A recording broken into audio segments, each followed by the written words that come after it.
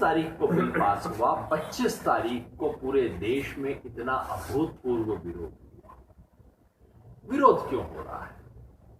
किसान कह रहा है कि जिसको आप सौगात मेरे लिए बता रहे हो, गिफ्ट मेरे लिए बता रहे हो, ये तो मैंने पिछले 25-30 साल में मांगी नहीं। किसान कह रहा था मुझे दान नहीं चाहिए, मुझे दाम चाहिए, डीजल मेरे को ठीक रेट पे दे दो, मेरे को फसलों का जो नुकसान हुआ है उसका मुआवजा कायदे से दे दो। उसकी बजाय सरकार कहती है नहीं तेरे लिए 3 गिफ्ट लेके आए। किसान कह रहा है ये तो मैंने आज तक कभी मांगा ही नहीं। ये ऑर्डिनेंस लाने से पहले मेरे से राय बात नहीं हुई, एक भी किसान संगठन के साथ चर्चा भी नहीं हुई है सरकार। ऑर्डिनेंस आ जाने के बाद एक भी देश के एक भी किसान नेता या किसान संगठन ने इसका समर्थन आज तक नहीं किया। यहां तक कि संघ परिवार का अपना भारतीय किसान संघ, वो भी इन कानूनों से दूर हो गया है कि नहीं इसका समर्थन तो हम नहीं कर सकते। तो किसान पूछता है ये कैसी सौगात है, ना मैंने मांगी, ना मेरे से पूछा, ना मैं इसके साथ, मेरे सर के ऊपर आप पटक के मार रहे हो।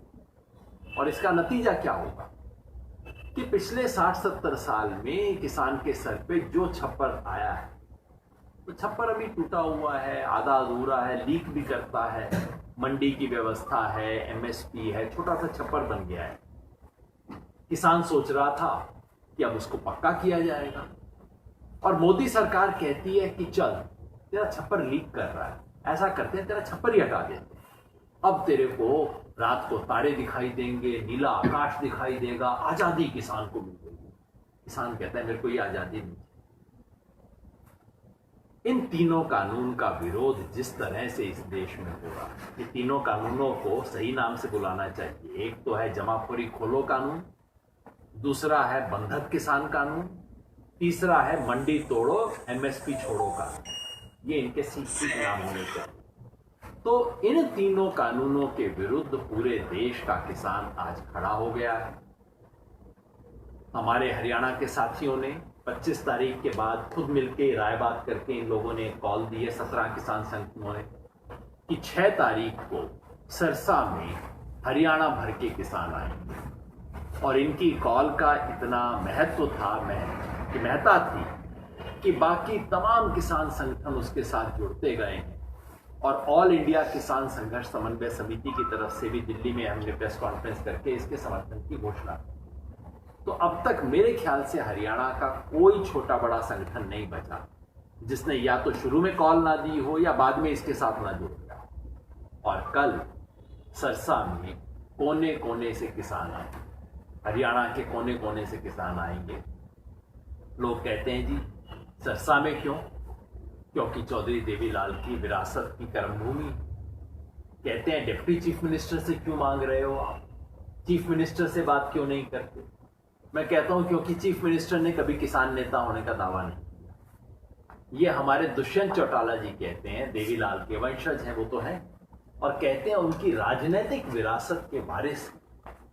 भाई अगर किसान की चौधरी देवीलाल के मन के बारे में इस देश में, खासतौर पे हरियाणा में, श्रद्धा है किसान के लिए। अगर आपको चौधरी देवीलाल का वारिस बनना है, उनकी राजनीतिक विरासत का वारिस बनना है, तो किसान के दुख सुख में खड़ा होना। आज जबकि पूरे देश में एक किसान संगठन इनके साथ खड़ा नहीं, एक किसान नेता इनके साथ नहीं, ऐसे में चौधरी देवीलाल का वंशज इनकी ढाल बन के खड़ा, महाभारत की भाषा में कहें तो इनके लिए शिखंडी का काम कर रहा हो, ये किसान को मंजूर है। किसान कह रहा है आप मेरे सवाल का जवाब, आप ऐसे में क्यों इसके साथ हो? सत्ता या तो आप कुर्सी चुन लो या किसान चुन लो।